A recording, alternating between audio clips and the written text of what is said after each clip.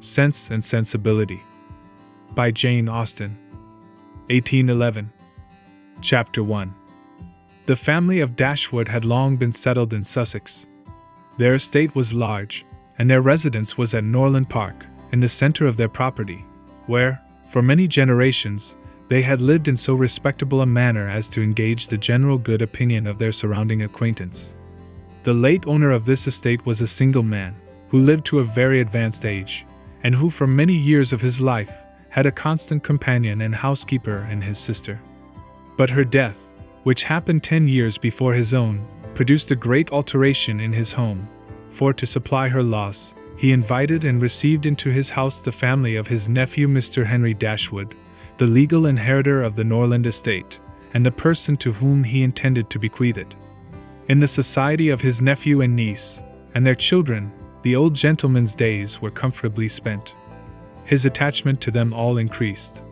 The constant attention of Mr. and Mrs. Henry Dashwood to his wishes, which proceeded not merely from interest, but from goodness of heart, gave him every degree of solid comfort which his age could receive, and the cheerfulness of the children added a relish to his existence.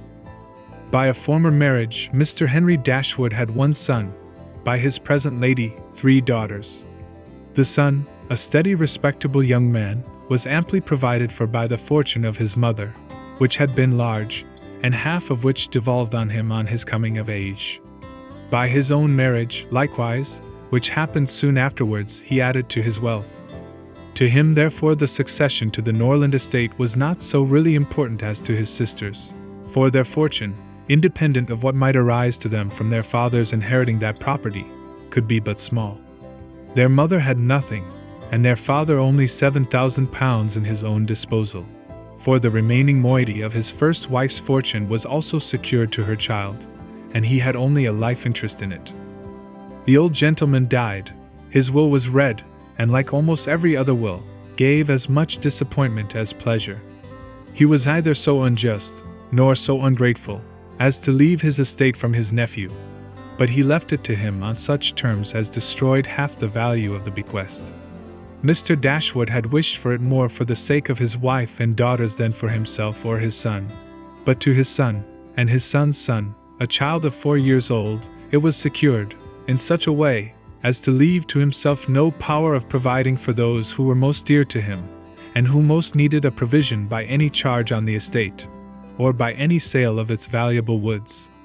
The whole was tied up for the benefit of this child, who, in occasional visits with his father and mother at Norland, had so far gained on the affections of his uncle, by such attractions as are by no means unusual in children of 2 or 3 years old, an imperfect articulation, an earnest desire of having his own way, many cunning tricks, and a great deal of noise, as to outweigh all the value of all the attention which, for years, he had received from his niece and her daughters. He meant not to be unkind, however, and, as a mark of his affection for the 3 girls, he left them £1,000 apiece. Mr. Dashwood's disappointment was, at first, severe, but his temper was cheerful and sanguine, and he might reasonably hope to live many years, and by living economically, lay by a considerable sum from the produce of an estate already large, and capable of almost immediate improvement. But the fortune, which had been so tardy in coming, was his only one 12-month. He survived his uncle no longer, and £10,000, including the late legacies, was all that remained for his widow and daughters. His son was sent for as soon as his danger was known, and to him Mr. Dashwood recommended, with all the strength and urgency which illness could command, the interest of his mother-in-law and sisters. Mr. John Dashwood had not the strong feelings of the rest of the family, but he was affected by a recommendation of such a nature at such a time, and he promised to do everything in his power to make them comfortable. His father was rendered easy by such an assurance, and Mr. John Dashwood had then leisure to consider how much there might prudently be in his power to do for them. He was not an ill-disposed young man, unless to be rather cold-hearted and rather selfish is to be ill-disposed, but he was, in general, well respected, for he conducted himself with propriety in the discharge of his ordinary duties. Had he married a more amiable woman, he might have been made still more respectable than he was. He might even have been made amiable himself, for he was very young when he married, and very fond of his wife. But Mrs. John Dashwood was a strong caricature of himself, more narrow-minded and selfish. When he gave his promise to his father, he meditated within himself to increase the fortunes of his sisters by the present of £1,000 apiece. He then really thought himself equal to it. The prospect of £4,000 a year, in addition to his present income, besides the remaining half of his own mother's fortune, warmed his heart, and made him feel capable of generosity. Yes, he would give them £3,000. It would be liberal and handsome. It would be enough to make them completely easy. £3,000. He could spare so considerable a sum with little inconvenience. He thought of it all day long, and for many days successively, and he did not repent. No sooner was his father's funeral over than Mrs. John Dashwood, without sending any notice of her intention to her mother-in-law, arrived with her child and their attendants. No one could dispute her right to come. The house was her husband's from the moment of his father's decease. But the indelicacy of her conduct was so much the greater, and to a woman in Mrs. Dashwood's situation, with only common feelings, must have been highly unpleasing. But in her mind there was a sense of honor so keen, a generosity so romantic, that any offense of the kind, by whomsoever given or received, was to her a source of immovable disgust. Mrs. John Dashwood had never been a favorite with any of her husband's family, but she had had no opportunity, till the present, of showing them with how little attention to the comfort of other people she could act when occasion required it.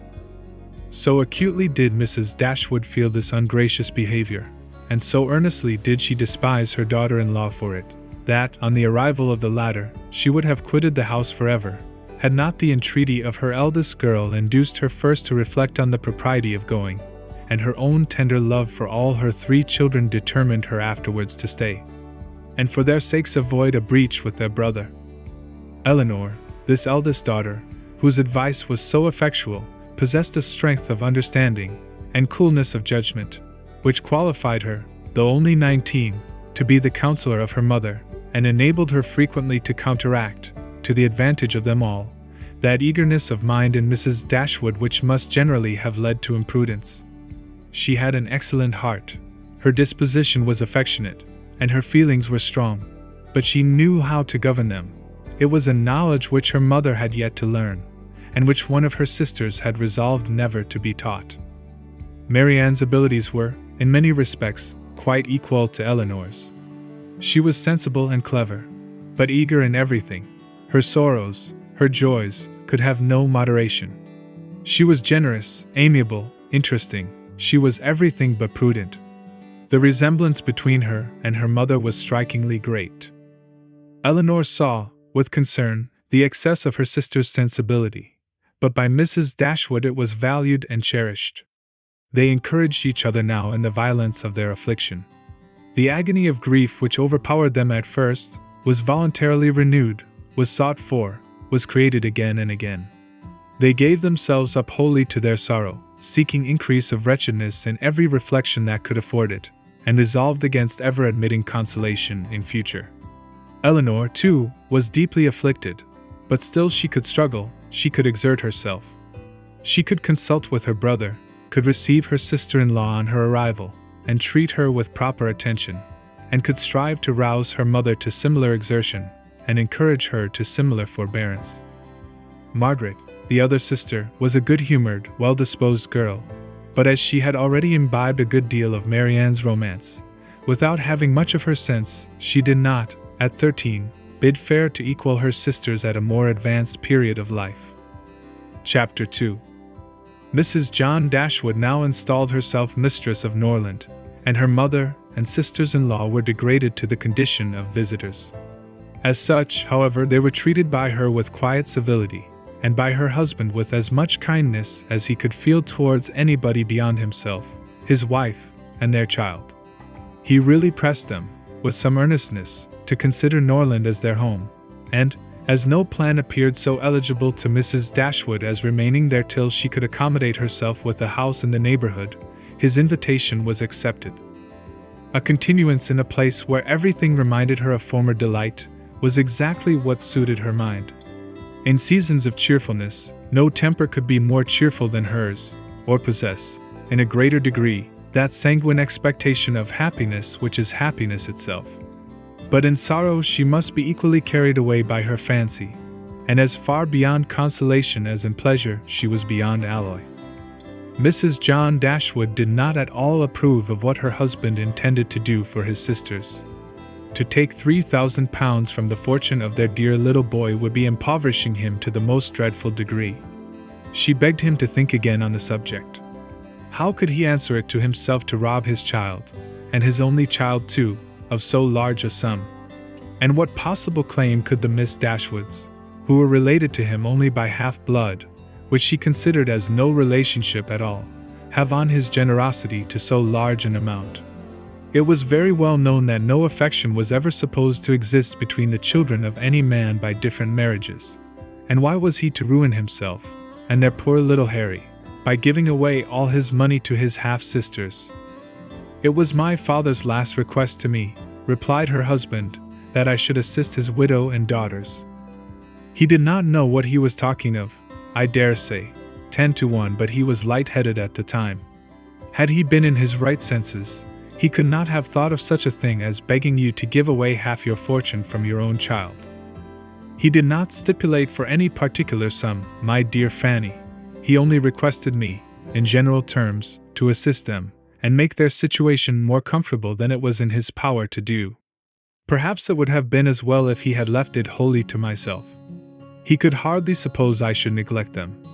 But as he required the promise, I could not do less than give it. At least I thought so at the time. The promise, therefore, was given, and must be performed. Something must be done for them whenever they leave Norland and settle in a new home. Well then, let something be done for them, but that something need not be £3,000. Consider, she added, that when the money is once parted with, it never can return. Your sisters will marry, and it will be gone forever.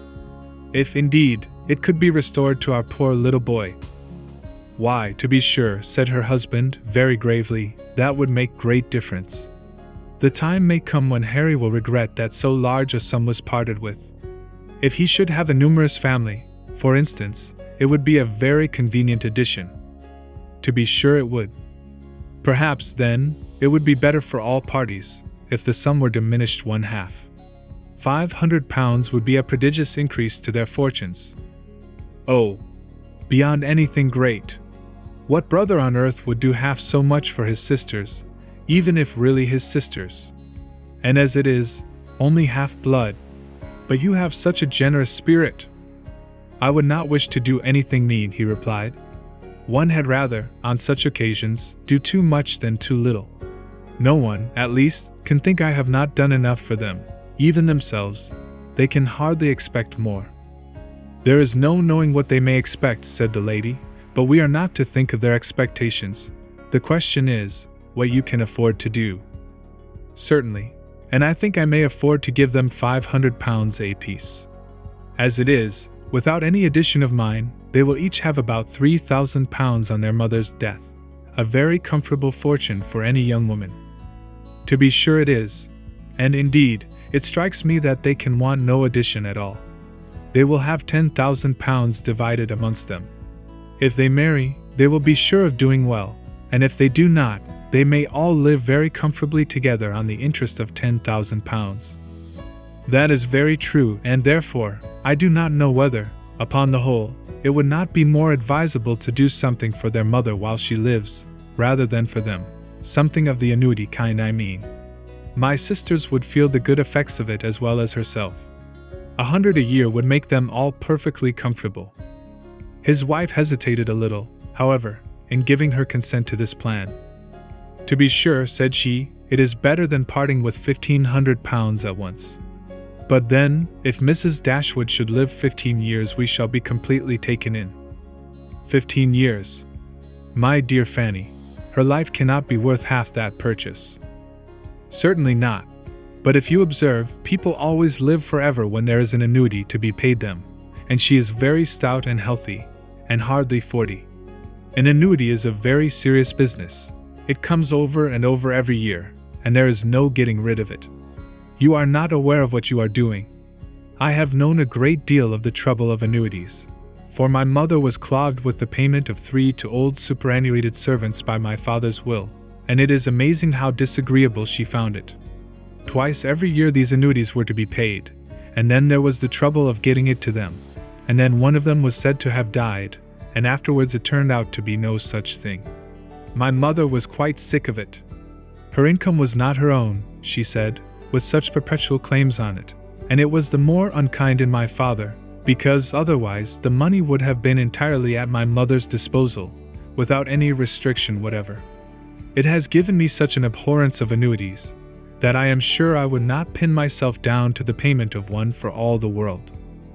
It is certainly an unpleasant thing, replied Mr. Dashwood, to have those kind of yearly drains on one's income. One's fortune, as your mother justly says, is not one's own. To be tied down to the regular payment of such a sum, on every rent day, is by no means desirable. It takes away one's independence.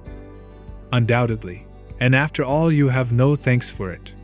They think themselves secure, you do no more than what is expected, and it raises no gratitude at all.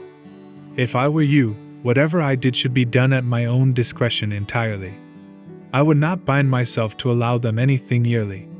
It may be very inconvenient some years to spare 100, or even £50 from our own expenses. I believe you are right, my love. It will be better that there should be no annuity in the case. Whatever I may give them occasionally will be of far greater assistance than a yearly allowance, because they would only enlarge their style of living if they felt sure of a larger income, and would not be sixpence the richer for it at the end of the year. It will certainly be much the best way. A present of £50 now and then will prevent their ever being distressed for money, and will, I think, be amply discharging my promise to my father. To be sure it will. Indeed, to say the truth, I am convinced within myself that your father had no idea of your giving them any money at all. The assistance he thought of, I dare say, was only such as might be reasonably expected of you, for instance, such as looking out for a comfortable small house for them, helping them to move their things, and sending them presents of fish and game, and so forth, whenever they are in season. I'll lay my life that he meant nothing farther. Indeed, it would be very strange and unreasonable if he did. Do but consider, my dear Mr. Dashwood, how excessively comfortable your mother-in-law and her daughters may live on the interest of £7,000, besides the £1,000 belonging to each of the girls, which brings them in £50 a year apiece, and of course, they will pay their mother for their board out of it. Altogether, they will have £500 a year amongst them, and what on earth can 4 women want for more than that? They will live so cheap. Their housekeeping will be nothing at all. They will have no carriage, no horses, and hardly any servants. They will keep no company, and can have no expenses of any kind. Only conceive how comfortable they will be. £500 a year! I am sure I cannot imagine how they will spend half of it, and as to your giving them more, it is quite absurd to think of it. They will be much more able to give you something. Upon my word, said Mr. Dashwood, I believe you are perfectly right. My father certainly could mean nothing more by his request to me than what you say. I clearly understand it now, and I will strictly fulfill my engagement by such acts of assistance and kindness to them as you have described. When my mother removes into another house, my services shall be readily given to accommodate her as far as I can. Some little present of furniture too may be acceptable then. Certainly, returned Mrs. John Dashwood. But however, one thing must be considered. When your father and mother moved to Norland, though the furniture of Stanhill was sold, all the china, plate, and linen was saved, and is now left to your mother. Her house will therefore be almost completely fitted up as soon as she takes it. That is a material consideration undoubtedly. A valuable legacy indeed. And yet some of the plate would have been a very pleasant addition to our own stock here. Yes, and the set of breakfast china is twice as handsome as what belongs to this house. A great deal too handsome, in my opinion, for any place they can ever afford to live in. But however, so it is. Your father thought only of them. And I must say this, that you owe no particular gratitude to him, nor attention to his wishes, for we very well know that if he could, he would have left almost everything in the world to them. This argument was irresistible. It gave to his intentions whatever of decision was wanting before, and he finally resolved that it would be absolutely unnecessary, if not highly indecorous, to do more for the widow and children of his father than such kind of neighborly acts as his own wife pointed out. Chapter 3. Mrs. Dashwood remained at Norland several months, not from any disinclination to move when the sight of every well-known spot ceased to raise the violent emotion which it produced for a while. For when her spirits began to revive, and her mind became capable of some other exertion than that of heightening its affliction by melancholy remembrances, she was impatient to be gone, and indefatigable in her inquiries for a suitable dwelling in the neighborhood of Norland, for to remove far from that beloved spot was impossible. But she could hear of no situation that at once answered her notions of comfort and ease, and suited the prudence of her eldest daughter, whose steadier judgment rejected several houses as too large for their income, which her mother would have approved. Mrs. Dashwood had been informed by her husband of the solemn promise on the part of his son in their favor, which gave comfort to his last earthly reflections. She doubted the sincerity of this assurance no more than he had doubted it himself, and she thought of it for her daughter's sake with satisfaction, though as for herself she was persuaded that a much smaller provision than £7,000 would support her in affluence. For their brother's sake, too, for the sake of his own heart, she rejoiced, and she reproached herself for being unjust to his merit before, in believing him incapable of generosity.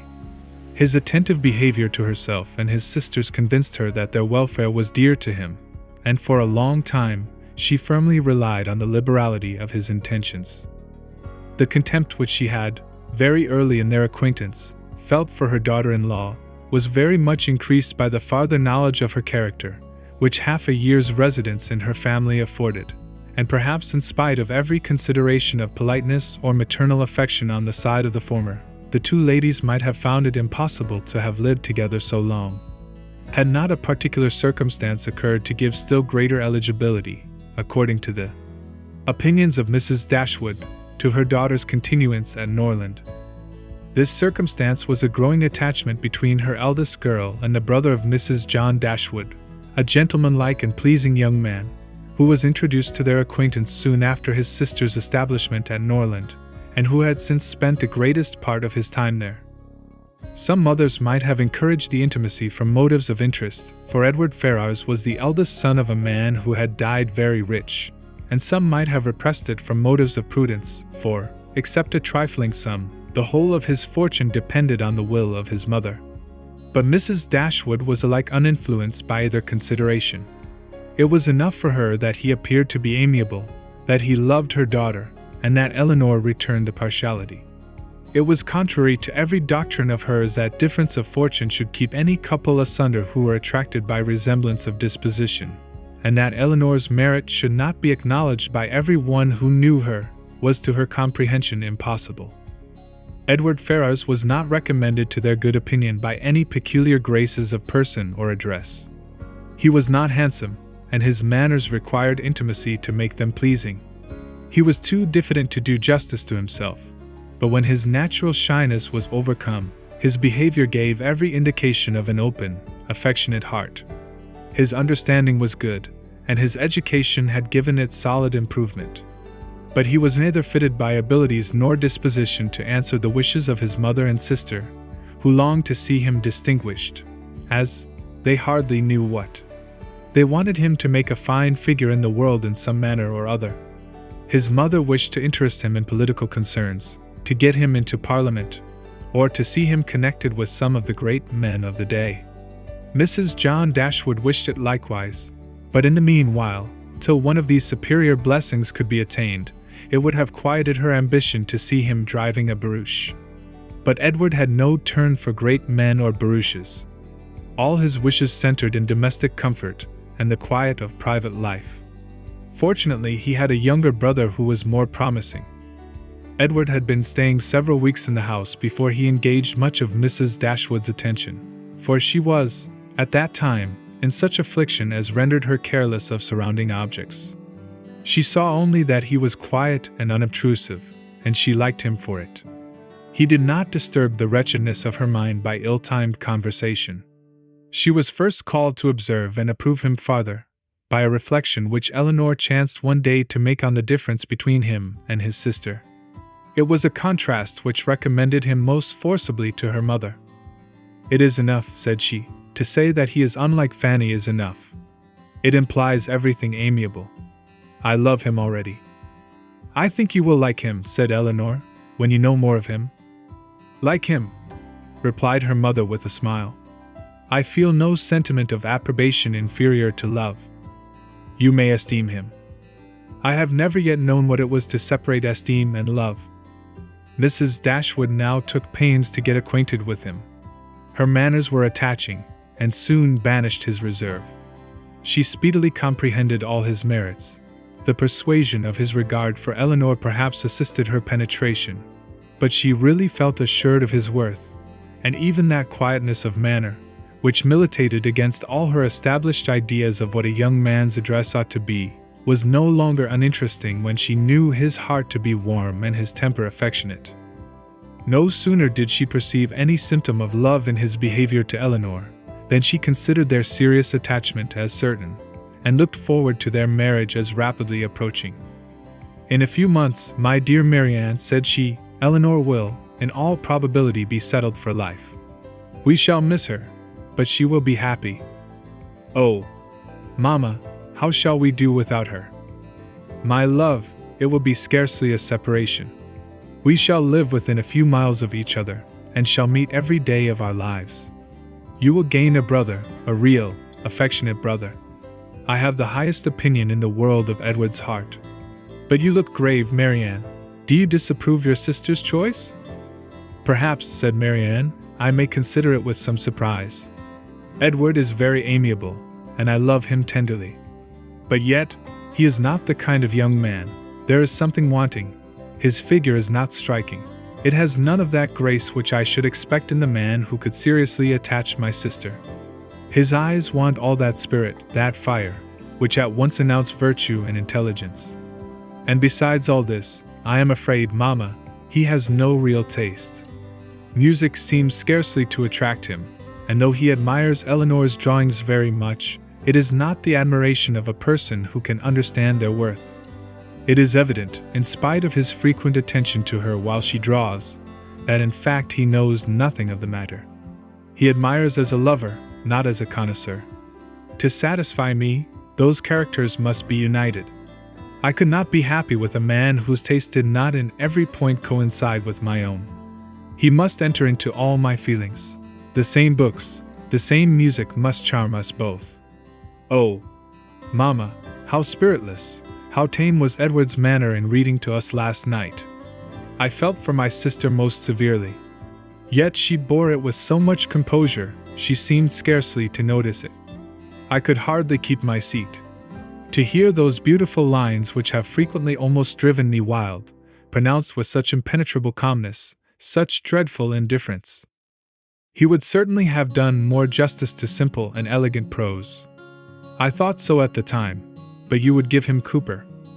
Nay, Mamma, if he is not to be animated by Cooper. But we must allow for difference of taste. Elinor has not my feelings, and therefore she may overlook it, and be happy with him. But it would have broke my heart, had I loved him, to hear him read with so little sensibility. Mamma, the more I know of the world, the more am I convinced that I shall never see a man whom I can really love. I require so much. He must have all Edward's virtues, and his person and manners must ornament his goodness with every possible charm. Remember, my love, that you are not 17. It is yet too early in life to despair of such a happiness. Why should you be less fortunate than your mother? In one circumstance only, my Marianne, may your destiny be different from hers. Chapter 4. What a pity it is, Elinor, said Marianne, that Edward should have no taste for drawing. No taste for drawing, replied Elinor. Why should you think so? He does not draw himself, indeed, but he has great pleasure in seeing the performances of other people, and I assure you he is by no means deficient in natural taste, though he has not had opportunities of improving it. Had he ever been in the way of learning, I think he would have drawn very well.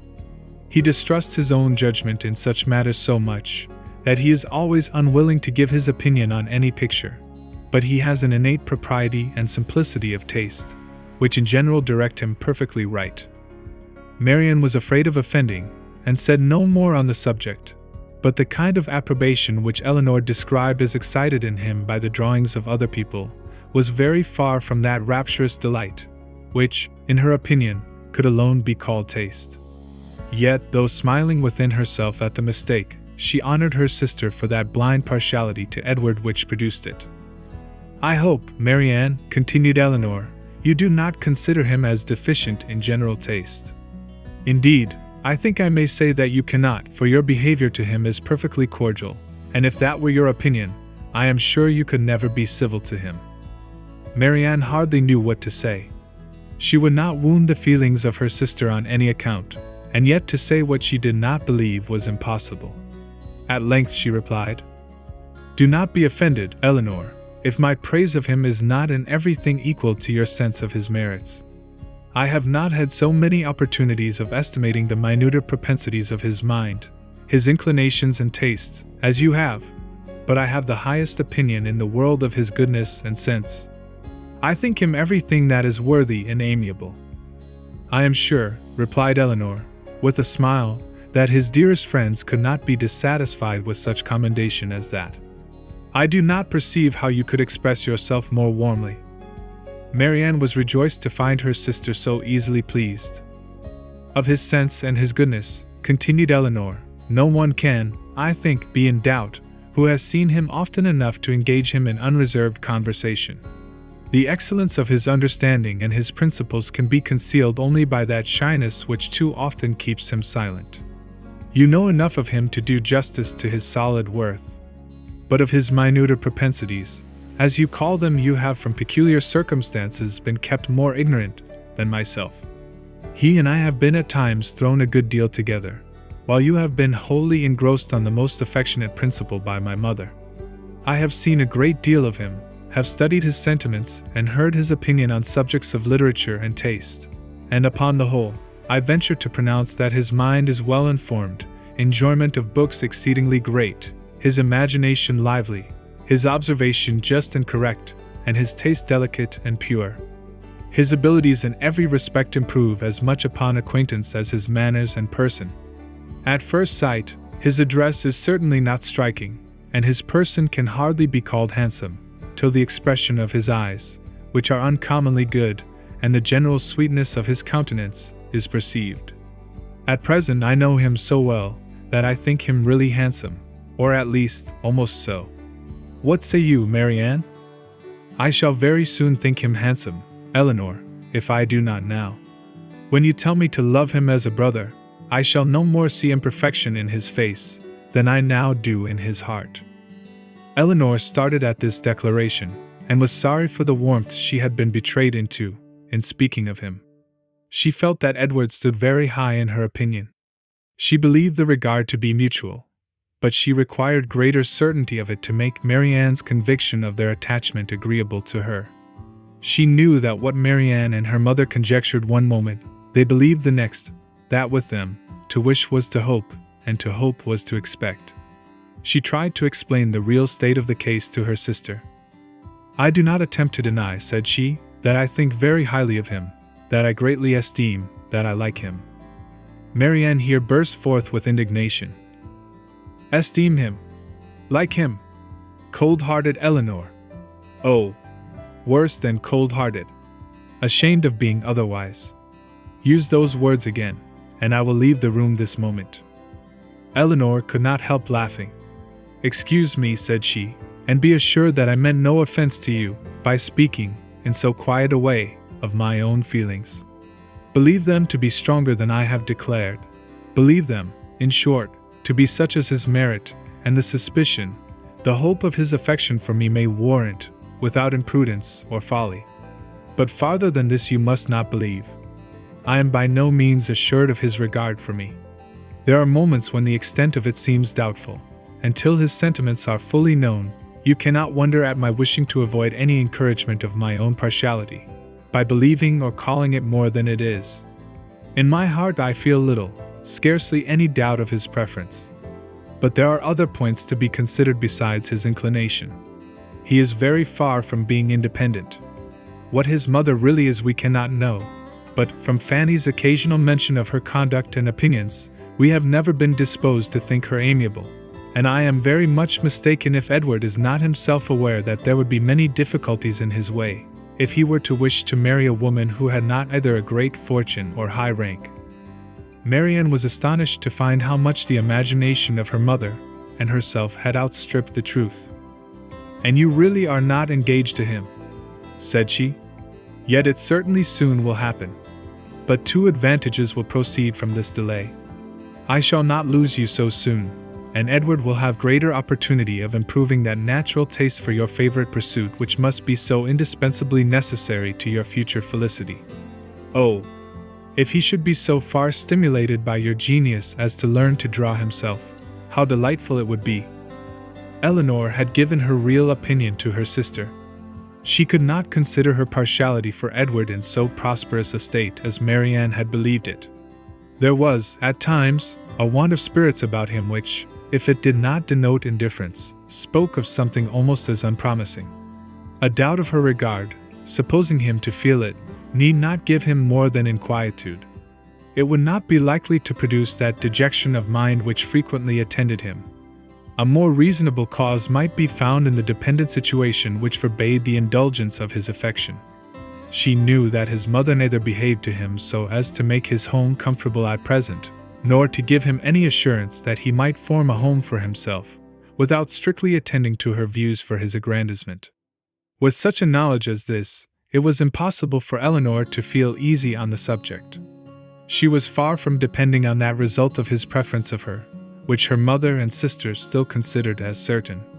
Nay, the longer they were together the more doubtful seemed the nature of his regard, and sometimes, for a few painful minutes, she believed it to be no more than friendship. But whatever might really be its limits, it was enough, when perceived by his sister, to make her uneasy, and at the same time, which was still more common, to make her uncivil. She took the first opportunity of affronting her mother-in-law on the occasion, talking to her so expressively of her brother's great expectations, of Mrs. Ferrars's resolution that both her sons should marry well, and of the danger attending any young woman who attempted to draw him in, that Mrs. Dashwood could neither pretend to be unconscious, nor endeavor to be calm. She gave her an answer which marked her contempt, and instantly left the room, resolving that, whatever might be the inconvenience or expense of so sudden a removal, her beloved Elinor should not be exposed another week to such insinuations. In this state of her spirits, a letter was delivered to her from the post, which contained a proposal particularly well timed. It was the offer of a small house, on very easy terms, belonging to a relation of her own, a gentleman of consequence and property in Devonshire. The letter was from this gentleman himself, and written in the true spirit of friendly accommodation. He understood that she was in need of a dwelling, and though the house he now offered her was merely a cottage, he assured her that everything should be done to it which she might think necessary, if the situation pleased her. He earnestly pressed her, after giving the particulars of the house and garden, to come with her daughters to Barton Park, the place of his own residence, from whence she might judge, herself, whether Barton Cottage, for the houses were in the same parish, could, by any alteration, be made comfortable to her. He seemed really anxious to accommodate them, and the whole of his letter was written in so friendly a style as could not fail of giving pleasure to his cousin, more especially at a moment when she was suffering under the cold and unfeeling behavior of her nearer connections. She needed no time for deliberation or inquiry. Her resolution was formed as she read. The situation of Barton, in a county so far distant from Sussex as Devonshire, which, but a few hours before, would have been a sufficient objection to outweigh every possible advantage belonging to the place, was now its first recommendation. To quit the neighborhood of Norland was no longer an evil, it was an object of desire, it was a blessing, in comparison of the misery of continuing her daughter-in-law's guest, and to remove forever from that beloved place would be less painful than to inhabit or visit it while such a woman was its mistress. She instantly wrote Sir John Middleton her acknowledgment of his kindness, and her acceptance of his proposal, and then hastened to show both letters to her daughters, that she might be secure of their approbation before her answer were sent. Elinor had always thought it would be more prudent for them to settle at some distance from Norland than immediately amongst their present acquaintance. On that head, therefore, it was not for her to oppose her mother's intention of removing into Devonshire.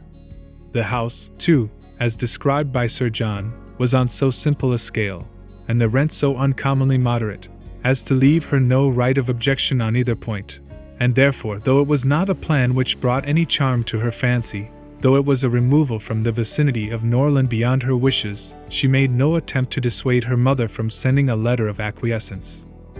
Chapter 5. No sooner was her answer dispatched than Mrs. Dashwood indulged herself in the pleasure of announcing to her son-in-law and his wife that she was provided with a house, and should incommode them no longer than till everything were ready for her inhabiting it. They heard her with surprise. Mrs. John Dashwood said nothing, but her husband civilly hoped that she would not be settled far from Norland. She had great satisfaction in replying that she was going into Devonshire. Edward turned hastily towards her, on hearing this, and, in a voice of surprise and concern, which required no explanation to her, repeated, "Devonshire. Are you, indeed, going there? So far from hence? And to what part of it?" She explained the situation. It was within 4 miles northward of Exeter. "It is but a cottage," she continued, "but I hope to see many of my friends in it. A room or two can easily be added, and if my friends find no difficulty in traveling so far to see me, I am sure I will find none in accommodating them." She concluded with a very kind invitation to Mr. and Mrs. John Dashwood to visit her at Barton, and to Edward she gave one with still greater affection. Though her late conversation with her daughter-in-law had made her resolve on remaining at Norland no longer than was unavoidable, it had not produced the smallest effect on her in that point to which it principally tended. To separate Edward and Elinor was as far from being her object as ever, and she wished to show Mrs. John Dashwood, by this pointed invitation to her brother, how totally she disregarded her disapprobation of the match. Mr. John Dashwood told his mother again and again how exceedingly sorry he was that she had taken a house at such a distance from Norland as to prevent his being of any service to her in removing her furniture. He really felt conscientiously vexed on the occasion, for the very exertion to which he had limited the performance of his promise to his father was by this arrangement rendered impracticable. The furniture was all sent around by water. It chiefly consisted of household linen, plate, china, and books, with a handsome pianoforte of Marianne's. Mrs. John Dashwood saw the packages depart with a sigh. She could not help feeling it hard that as Mrs. Dashwood's income would be so trifling in comparison with their own, she should have any handsome article of furniture. Mrs. Dashwood took the house for a 12-month. It was ready furnished, and she might have immediate possession. No difficulty arose on either side in the agreement, and she waited only for the disposal of her effects at Norland, and to determine her future household, before she set off for the west. And this, as she was exceedingly rapid in the performance of everything that interested her, was soon done. The horses which were left her by her husband had been sold soon after his death, and an opportunity now offering of disposing of her carriage, she agreed to sell that likewise at the earnest advice of her eldest daughter. For the comfort of her children, had she consulted only her own wishes, she would have kept it, but the discretion of Elinor prevailed. Her wisdom too limited the number of their servants to 3, 2 maids and a man, with whom they were speedily provided from amongst those who had formed their establishment at Norland. The man and one of the maids were sent off immediately into Devonshire, to prepare the house for their mistress's arrival, for as Lady Middleton was entirely unknown to Mrs. Dashwood, she preferred going directly to the cottage to being a visitor at Barton Park, and she relied so undoubtingly on Sir John's description of the house, as to feel no curiosity to examine it herself till she entered it as her own. Her eagerness to be gone from Norland was preserved from diminution by the evident satisfaction of her daughter-in-law in the prospect of her removal, a satisfaction which was but feebly attempted to be concealed under a cold invitation to her to defer her departure. Now was the time when her son-in-law's promise to his father might with particular propriety be fulfilled. Since he had neglected to do it on first coming to the estate, their quitting his house might be looked on as the most suitable period for its accomplishment. But Mrs. Dashwood began shortly to give over every hope of the kind, and to be convinced, from the general drift of his discourse, that his assistance extended no farther than their maintenance for 6 months at Norland. He so frequently talked of the increasing expenses of housekeeping, and of the perpetual demands upon his purse, which a man of any consequence in the world was beyond calculation exposed to, that he seemed rather to stand in need of more money himself than to have any design of giving money away. In a very few weeks from the day which brought Sir John Middleton's first letter to Norland, everything was so far settled in their future abode as to enable Mrs. Dashwood and her daughters to begin their journey. Many were the tears shed by them in their last adieus to a place so much beloved. "Dear, dear Norland," said Marianne, as she wandered alone before the house, on the last evening of their being there, "when shall I cease to regret you? When learn to feel a home elsewhere? Oh, happy house, could you know what I suffer in now viewing you from this spot, from whence perhaps I may view you no more. And you well-known trees! But you will continue the same. No leaf will decay because we are removed, nor any branch become motionless although we can observe you no longer. No, you will continue the same, unconscious of the pleasure or the regret you occasion, and insensible of any change in those who walk under your shade. But who will remain to enjoy you?" Chapter 6. The first part of their journey was performed in too melancholy a disposition to be otherwise than tedious and unpleasant. But as they drew towards the end of it, their interest in the appearance of a country which they were to inhabit overcame their dejection, and a view of Barton Valley as they entered it gave them cheerfulness. It was a pleasant fertile spot, well wooded, and rich in pasture. After winding along it for more than a mile, they reached their own house. A small green court was the whole of its domain in front, and a neat wicket gate admitted them into it. As a house, Barton Cottage, though small, was comfortable and compact. But as a cottage it was defective, for the building was regular, the roof was tiled, the window shutters were not painted green, nor were the walls covered with honeysuckles. A narrow passage led directly through the house into the garden behind. On each side of the entrance was a sitting room, about 16 feet square, and beyond them were the offices and the stairs. 4 bedrooms and 2 garrets formed the rest of the house. It had not been built many years and was in good repair. In comparison of Norland, it was poor and small indeed. But the tears which recollection called forth as they entered the house were soon dried away. They were cheered by the joy of the servants on their arrival, and each for the sake of the others resolved to appear happy. It was very early in September. The season was fine, and from first seeing the place under the advantage of good weather, they received an impression in its favor which was of material service in recommending it to their lasting approbation. The situation of the house was good. High hills rose immediately behind, and at no great distance on each side, some of which were open downs, the others cultivated and woody. The village of Barton was chiefly on one of these hills, and formed a pleasant view from the cottage windows. The prospect in front was more extensive. It commanded the whole of the valley, and reached into the country beyond. The hills which surrounded the cottage terminated the valley in that direction, under another name, and in another course, it branched out again between 2 of the steepest of them. With the size and furniture of the house, Mrs. Dashwood was upon the whole well satisfied, for though her former style of life rendered many additions to the latter indispensable, yet to add and improve was a delight to her, and she had at this time ready money enough to supply all that was wanted of greater elegance to the apartments. As for the house itself, to be sure, said she, it is too small for our family, but we will make ourselves tolerably comfortable for the present, as it is too late in the year for improvements. Perhaps in the spring, if I have plenty of money, as I dare say I shall, we may think about building. These parlors are both too small for such parties of our friends as I hope to see often collected here, and I have some thoughts of throwing the passage into one of them with perhaps a part of the other, and so leave the remainder of that other for an entrance.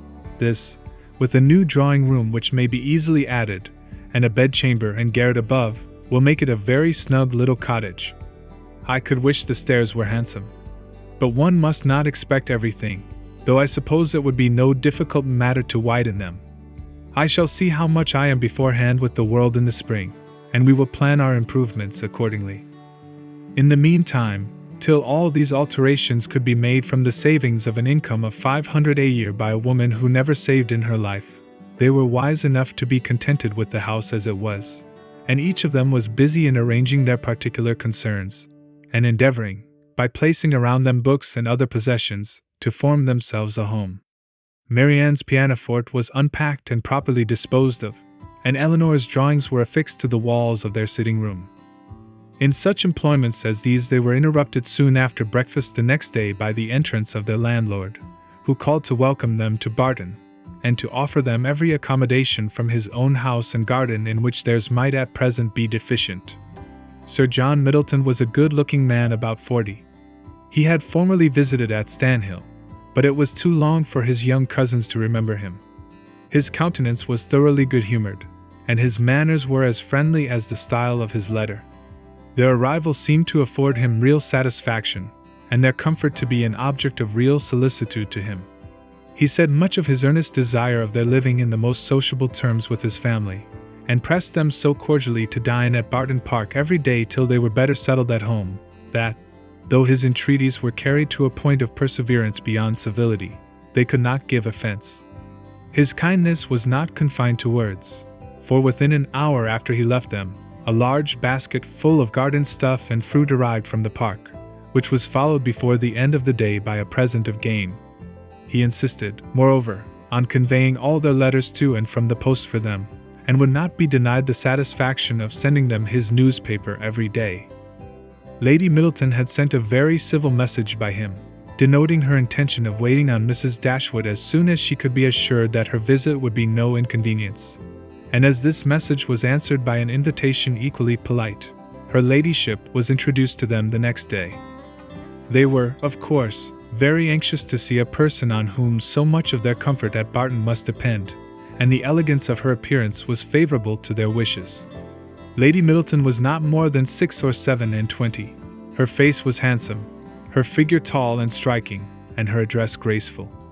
Her manners had all the elegance which her husband's wanted, but they would have been improved by some share of his frankness and warmth, and her visit was long enough to detract something from their first admiration, by showing that, though perfectly well-bred, she was reserved, cold, and had nothing to say for herself beyond the most commonplace inquiry or remark.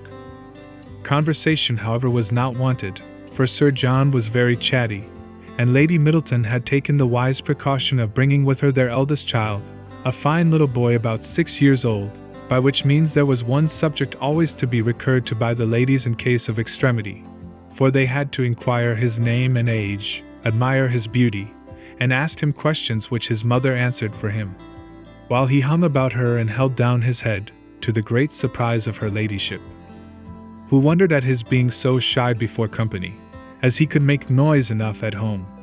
On every formal visit a child ought to be of the party, by way of provision for discourse.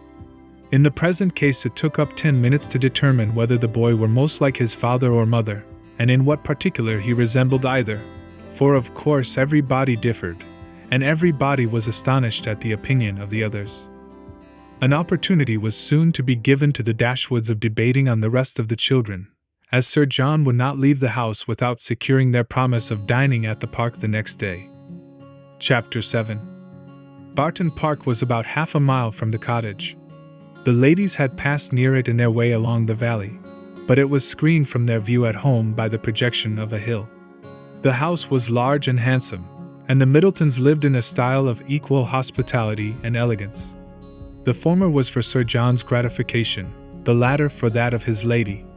They were scarcely ever without some friends staying with them in the house, and they kept more company of every kind than any other family in the neighborhood. It was necessary to the happiness of both, for however dissimilar in temper and outward behavior, they strongly resembled each other in that total want of talent and taste which confined their employments, unconnected with such as society produced, within a very narrow compass. Sir John was a sportsman, Lady Middleton a mother. He hunted and shot, and she humoured her children, and these were their only resources. Lady Middleton had the advantage of being able to spoil her children all the year round, while Sir John's independent employments were in existence only half the time. Continual engagements at home and abroad, however, supplied all the deficiencies of nature and education, supported the good spirits of Sir John, and gave exercise to the good breeding of his wife. Lady Middleton piqued herself upon the elegance of her table, and of all her domestic arrangements, and from this kind of vanity was her greatest enjoyment in any of their parties. But Sir John's satisfaction in society was much more real. He delighted in collecting about him more young people than his house would hold, and the noisier they were the better was he pleased. He was a blessing to all the juvenile part of the neighborhood, for in summer he was forever forming parties to eat cold ham and chicken out of doors, and in winter his private balls were numerous enough for any young lady who was not suffering under the unsatiable appetite of 15. The arrival of a new family in the country was always a matter of joy to him, and in every point of view he was charmed with the inhabitants he had now procured for his cottage at Barton. The Miss Dashwoods were young, pretty, and unaffected. It was enough to secure his good opinion, for to be unaffected was all that a pretty girl could want to make her mind as captivating as her person. The friendliness of his disposition made him happy in accommodating those whose situation might be considered, in comparison with the past, as unfortunate. In showing kindness to his cousins, therefore, he had the real satisfaction of a good heart, and in settling a family of females only in his cottage, he had all the satisfaction of a sportsman. For a sportsman, though he esteems only those of his sex who are sportsmen likewise, is not often desirous of encouraging their taste by admitting them to a residence within his own manor. Mrs. Dashwood and her daughters were met at the door of the house by Sir John, who welcomed them to Barton Park with unaffected sincerity, and as he attended them to the drawing-room repeated to the young ladies the concern which the same subject had drawn from him the day before, at being unable to get any smart young men to meet them. They would see, he said, only one gentleman there besides himself, a particular friend who was staying at the park, but who was either very young nor very gay. He hoped they would all excuse the smallness of the party, and could assure them it should never happen so again. He had been to several families that morning in hopes of procuring some addition to their number, but it was moonlight, and every body was full of engagements. Luckily Lady Middleton's mother had arrived at Barton within the last hour, and as she was a very cheerful, agreeable woman, he hoped the young ladies would not find it so very dull as they might imagine. The young ladies, as well as their mother, were perfectly satisfied with having two entire strangers of the party, and wished for no more. Mrs. Jennings, Lady Middleton's mother, was a good-humored, merry, fat, elderly woman, who talked a great deal, seemed very happy, and rather vulgar. She was full of jokes and laughter, and before dinner was over had said many witty things on the subject of lovers and husbands, hoped they had not left their hearts behind them in Sussex, and pretended to see them blush whether they did or not. Marianne was vexed at it for her sister's sake, and turned her eyes towards Elinor to see how she bore these attacks, with an earnestness which gave Elinor far more pain than could arise from such commonplace raillery as Mrs. Jennings's. Colonel Brandon, the friend of Sir John, seemed no more adapted by resemblance of manner to be his friend than Lady Middleton was to be his wife, or Mrs. Jennings to be Lady Middleton's mother. He was silent and grave. His appearance, however, was not unpleasing, in spite of his being in the opinion of Marianne and Margaret an absolute old bachelor, for he was on the wrong side of 35. But though his face was not handsome, his countenance was sensible, and his address was particularly gentlemanlike. There was nothing in any of the party which could recommend them as companions to the Dashwoods, but the cold insipidity of Lady Middleton was so particularly repulsive, that in comparison of it the gravity of Colonel Brandon, and even the boisterous mirth of Sir John and his mother-in-law was interesting. Lady Middleton seemed to be roused to enjoyment only by the entrance of her 4 noisy children after dinner, who pulled her about, tore her clothes, and put an end to every kind of discourse except what related to themselves. In the evening, as Marianne was discovered to be musical, she was invited to play. The instrument was unlocked, every body prepared to be charmed, and Marianne, who sang very well, at their request went through the chief of the songs which Lady Middleton had brought into the family on her marriage, and which perhaps had lain ever since in the same position on the pianoforte, for her ladyship had celebrated that event by giving up music, although by her mother's account, she had played extremely well. and by her own was very fond of it. Marianne's performance was highly applauded. Sir John was loud in his admiration at the end of every song, and as loud in his conversation with the others while every song lasted. Lady Middleton frequently called him to order, wondered how anyone's attention could be diverted from music for a moment, and asked Marianne to sing a particular song which Marianne had just finished. Colonel Brandon alone, of all the party, heard her without being in raptures. He paid her only the compliment of attention, and she felt a respect for him on the occasion, which the others had reasonably forfeited by their shameless want of taste. His pleasure in music, though it amounted not to that ecstatic delight which alone could sympathize with her own, was estimable when contrasted against the horrible insensibility of the others, and she was reasonable enough to allow that a man of 35 might well have outlived all acuteness of feeling and every exquisite power of enjoyment. She was perfectly disposed to make every allowance for the Colonel's advanced state of life which humanity required. Chapter 8. Mrs. Jennings was a widow with an ample jointure. She had only 2 daughters, both of whom she had lived to see respectably married, and she had now therefore nothing to do but to marry all the rest of the world.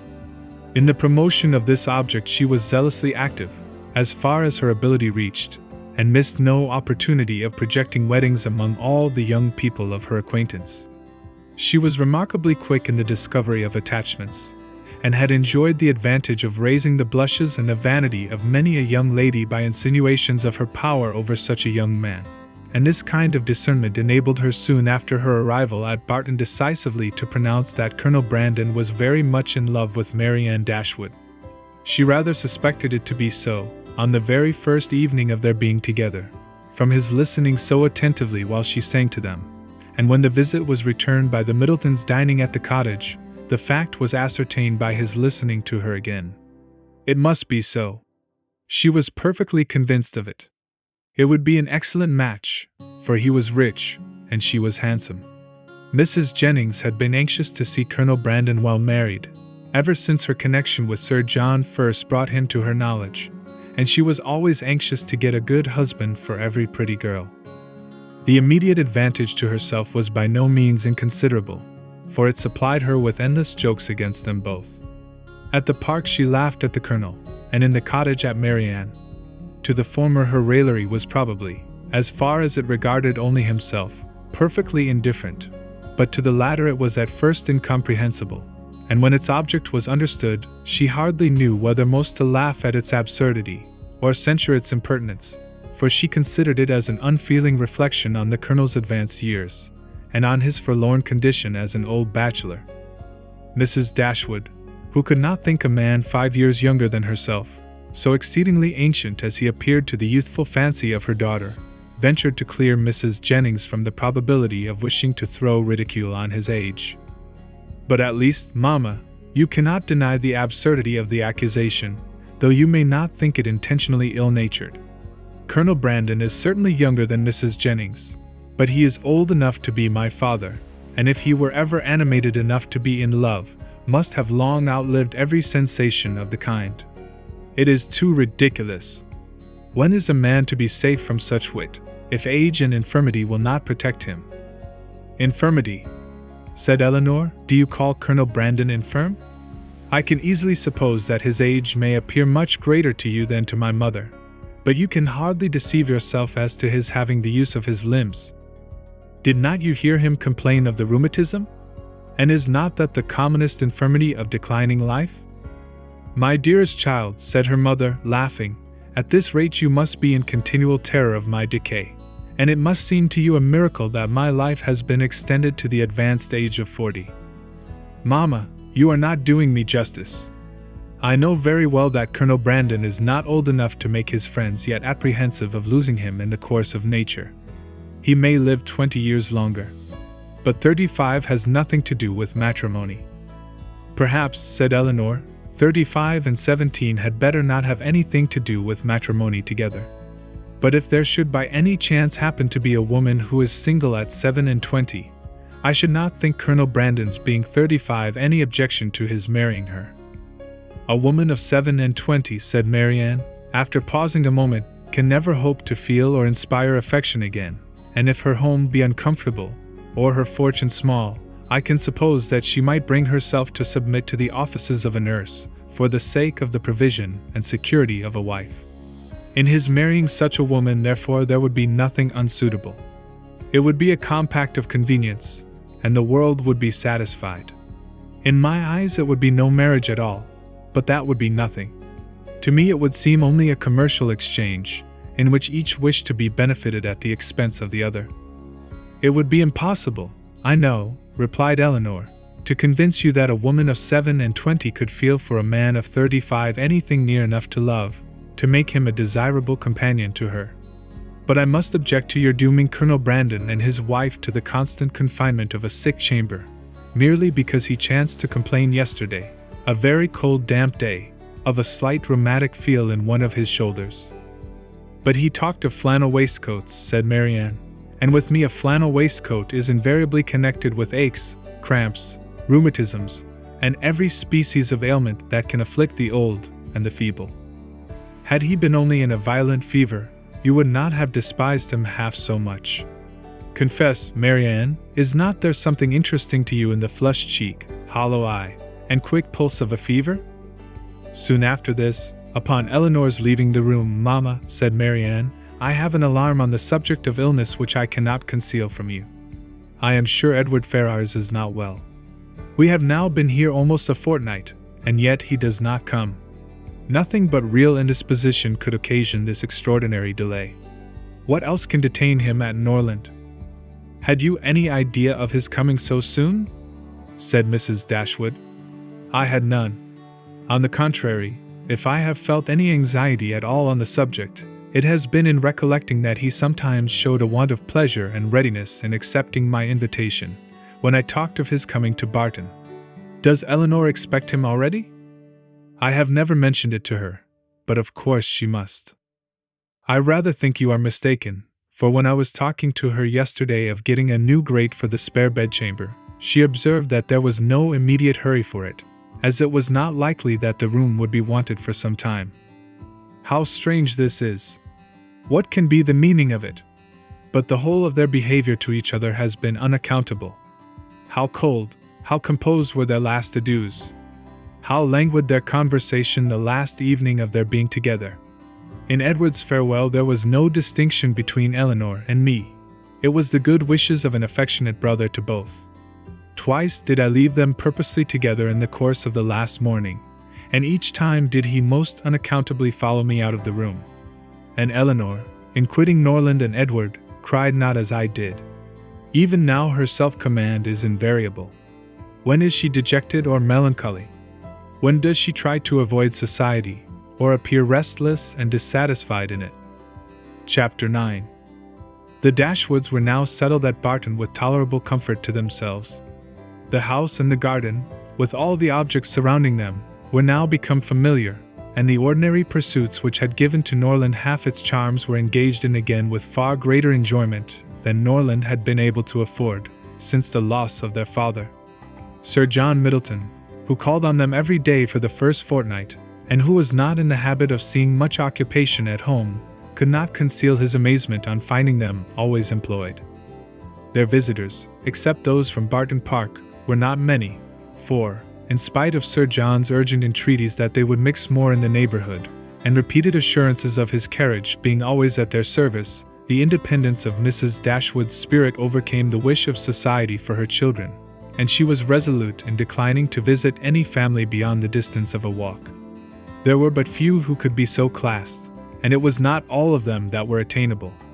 About 1.5 miles from the cottage, along the narrow winding valley of Allenham, which issued from that of Barton, as formerly described, the girls had, in one of their earliest walks, discovered an ancient respectable-looking mansion which, by reminding them a little of Norland, interested their imagination and made them wish to be better acquainted with it.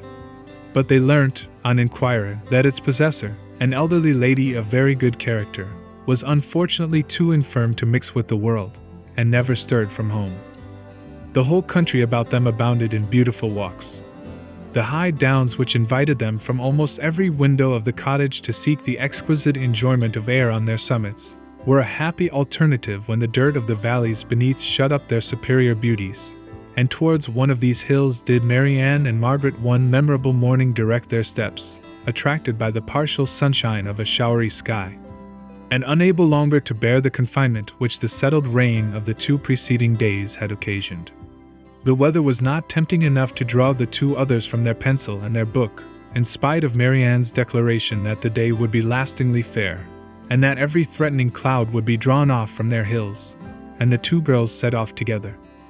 They gaily ascended the downs, rejoicing in their own penetration at every glimpse of blue sky, and when they caught in their faces the animating gales of a high southwesterly wind, they pitied the fears which had prevented their mother and Elinor from sharing such delightful sensations. "Is there a felicity in the world," said Marianne, "superior to this? Margaret, we will walk here at least 2 hours." Margaret agreed, and they pursued their way against the wind, resisting it with laughing delight for about 20 minutes longer, when suddenly the clouds united over their heads, and a driving rain set full in their face. Chagrined and surprised, they were obliged, though unwillingly, to turn back, for no shelter was nearer than their own house.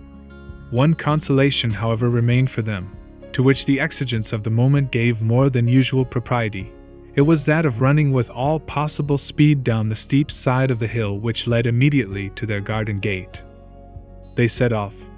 Marianne had at first the advantage, but a false step brought her suddenly to the ground, and Margaret, unable to stop herself to assist her, was involuntarily hurried along, and reached the bottom in safety.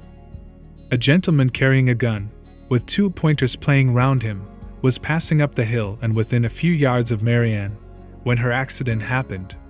He put down his gun and ran to her assistance. She had raised herself from the ground, but her foot had been twisted in her fall, and she was scarcely able to stand. The gentleman offered his services, and perceiving that her modesty declined what her situation rendered necessary, took her up in his arms without farther delay, and carried her down the hill. Then passing through the garden, the gate of which had been left open by Margaret, he bore her directly into the house, whither Margaret was just arrived, and quitted not his hold till he had seated her in a chair in the parlor. Elinor and her mother rose up in amazement at their entrance, and while the eyes of both were fixed on him with an evident wonder and a secret admiration which equally sprung from his appearance, he apologized for his intrusion by relating its cause, in a manner so frank and so graceful that his person, which was uncommonly handsome, received additional charms from his voice and expression. Had he been even old, ugly, and vulgar, the gratitude and kindness of Mrs. Dashwood would have been secured by any act of attention to her child, but the influence of youth, beauty, and elegance gave an interest to the action which came home to her feelings. She thanked him again and again, and with a sweetness of address which always attended her, invited him to be seated. But this he declined, as he was dirty and wet. Mrs. Dashwood then begged to know to whom she was obliged. His name, he replied, was Willoughby, and his present home was at Allenham, from whence he hoped she would allow him the honor of calling tomorrow to inquire after Miss Dashwood. The honor was readily granted, and he then departed, to make himself still more interesting, in the midst of a heavy rain.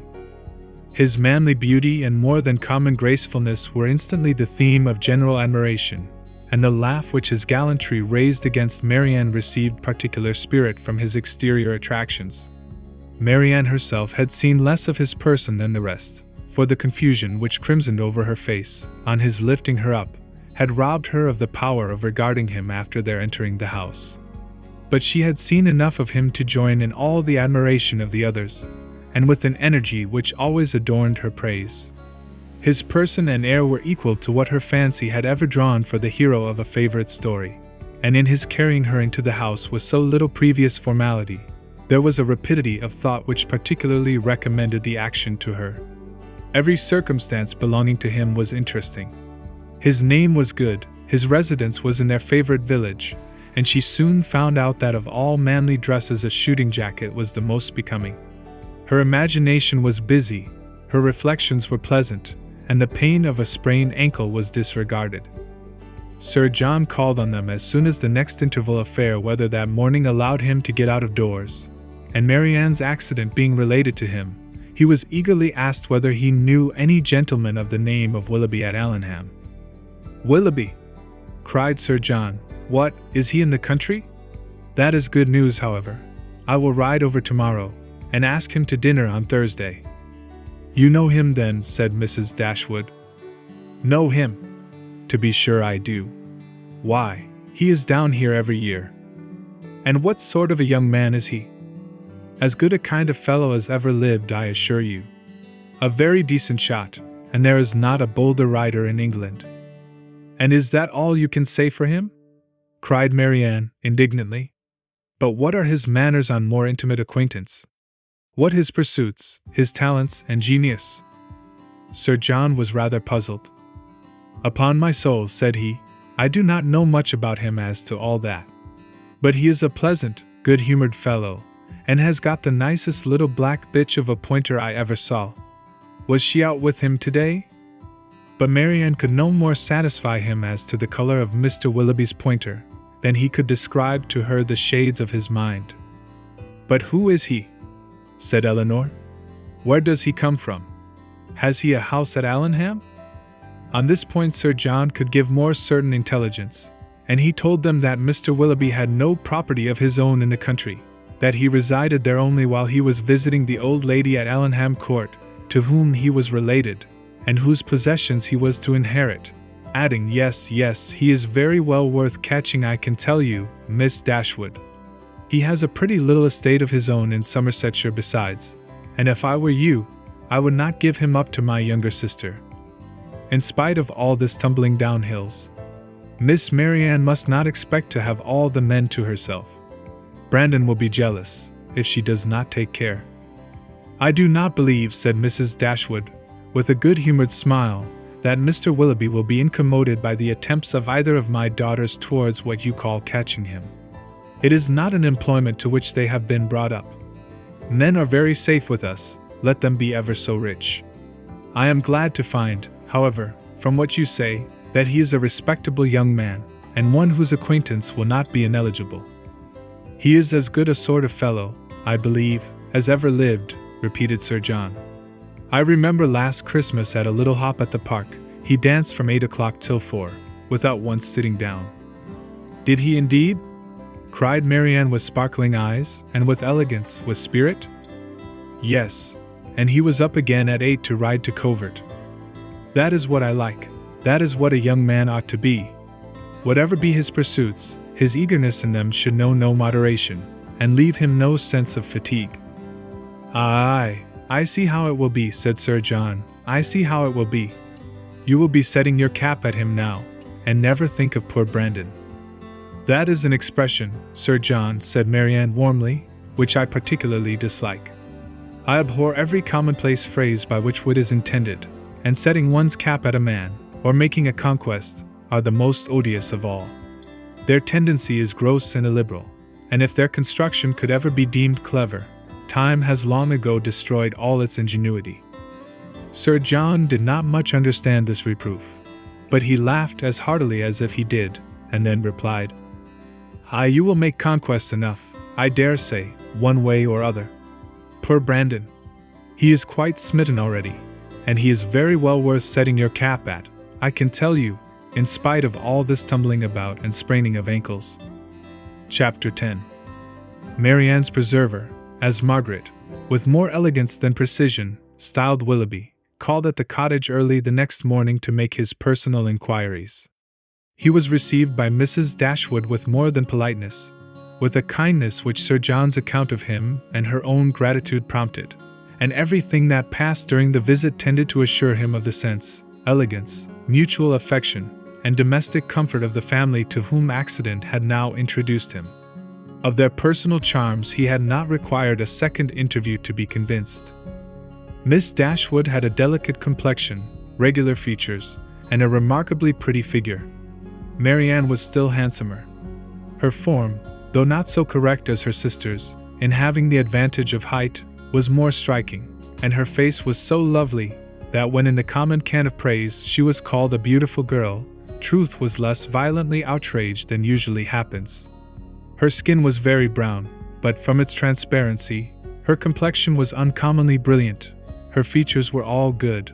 Her smile was sweet and attractive, and in her eyes, which were very dark, there was a life, a spirit, an eagerness, which could hardly be seen without delight.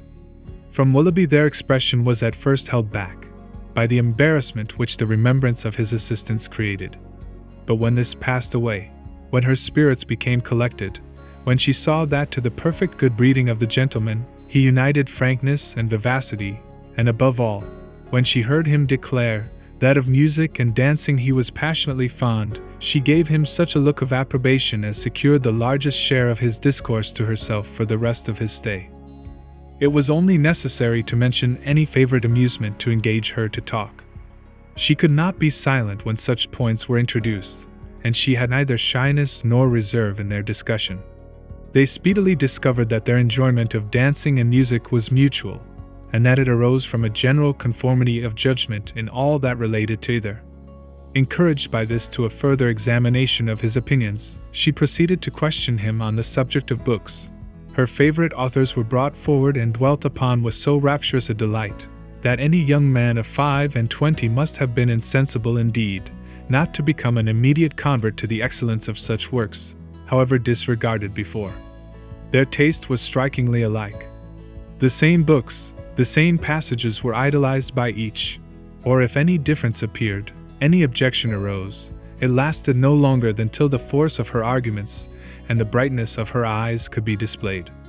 He acquiesced in all her decisions, caught all her enthusiasm, and long before his visit concluded, they conversed with the familiarity of a long-established acquaintance. "Well, Marianne," said Elinor, as soon as he had left them, "for one morning I think you have done pretty well. You have already ascertained Mr. Willoughby's opinion in almost every matter of importance. You know what he thinks of Cooper and Scott. You are certain of his estimating their beauties as he ought, and you have received every assurance of his admiring Pope no more than is proper. But how is your acquaintance to be long supported, under such extraordinary dispatch of every subject for discourse? You will soon have exhausted each favorite topic. Another meeting will suffice to explain his sentiments on picturesque beauty, and second marriages, and then you can have nothing farther to ask." "Elinor," cried Marianne, "is this fair? Is this just? Are my ideas so scanty? But I see what you mean. I have been too much at my ease, too happy, too frank. I have erred against every commonplace notion of decorum. I have been open and sincere where I ought to have been reserved, spiritless, dull, and deceitful. Had I talked only of the weather and the roads, and had I spoken only once in 10 minutes, this reproach would have been spared." "My love," said her mother, "you must not be offended with Elinor. She was only in jest. I should scold her myself, if she were capable of wishing to check the delight of your conversation with our new friend." Marianne was softened in a moment. Willoughby, on his side, gave every proof of his pleasure in their acquaintance, which an evident wish of improving it could offer. He came to them every day. To inquire after Marianne was at first his excuse, but the encouragement of his reception, to which every day gave greater kindness, made such an excuse unnecessary before it had ceased to be possible, by Marianne's perfect recovery. She was confined for some days to the house, but never had any confinement been less irksome. Willoughby was a young man of good abilities, quick imagination, lively spirits, and open, affectionate manners. He was exactly formed to engage Marianne's heart, for with all this, he joined not only a captivating person, but a natural ardor of mind which was now roused and increased by the example of her own, and which recommended him to her affection beyond everything else. His society became gradually her most exquisite enjoyment. They read, they talked, they sang together. His musical talents were considerable, and he read with all the sensibility and spirit which Edward had unfortunately wanted. In Mrs. Dashwood's estimation he was as faultless as in Marianne's, and Elinor saw nothing to censure in him but a propensity, in which he strongly resembled and peculiarly delighted her sister, of saying too much what he thought on every occasion, without attention to persons or circumstances. In hastily forming and giving his opinion of other people, in sacrificing general politeness to the enjoyment of undivided attention where his heart was engaged, and in citing too easily the forms of worldly propriety, he displayed a want of caution which Elinor could not approve. in spite of all that he and Marianne could say in its support. Marianne began now to perceive that the desperation which had seized her at 16 and a half, of ever seeing a man who could satisfy her ideas of perfection, had been rash and unjustifiable. Willoughby was all that her fancy had delineated in that unhappy hour and in every brighter period, as capable of attaching her, and his behavior declared his wishes to be in that respect as earnest, as his abilities were strong. Her mother, too, in whose mind not one speculative thought of their marriage had been raised, by his prospect of riches, was led before the end of a week to hope and expect it, and secretly to congratulate herself on having gained two such sons-in-law as Edward and Willoughby. Colonel Brandon's partiality for Marianne, which had so early been discovered by his friends, now first became perceptible to Elinor, when it ceased to be noticed by them. Their attention and wit were drawn off to his more fortunate rival, and the raillery which the other had incurred before any partiality arose, was removed when his feelings began really to call for the ridicule so justly annexed to sensibility. Elinor was obliged, though unwillingly, to believe that the sentiments which Mrs. Jennings had assigned him for her own satisfaction were now actually excited by her sister, and that however a general resemblance of disposition between the parties might forward the affection of Mr. Willoughby, an equally striking opposition of character was no hindrance to the regard of Colonel Brandon. She saw it with concern, for what could a silent man of 35 hope, when opposed to a very lively one of 25? And as she could not even wish him successful, she heartily wished him indifferent. She liked him. In spite of his gravity and reserve, she beheld in him an object of interest. His manners, though serious, were mild, and his reserve appeared rather the result of some oppression of spirits than of any natural gloominess of temper.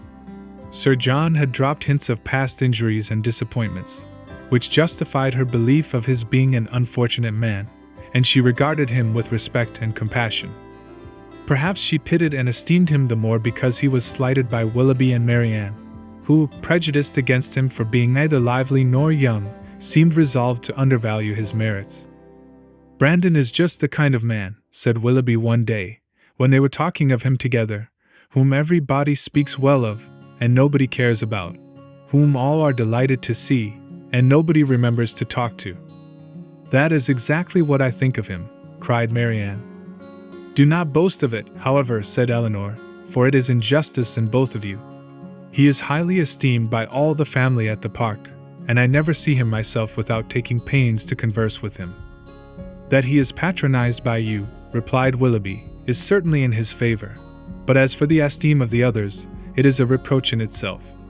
Who would submit to the indignity of being approved by such a woman as Lady Middleton and Mrs. Jennings, that could command the indifference of anybody else? But perhaps the abuse of such people as yourself and Marianne will make amends for the regard of Lady Middleton and her mother.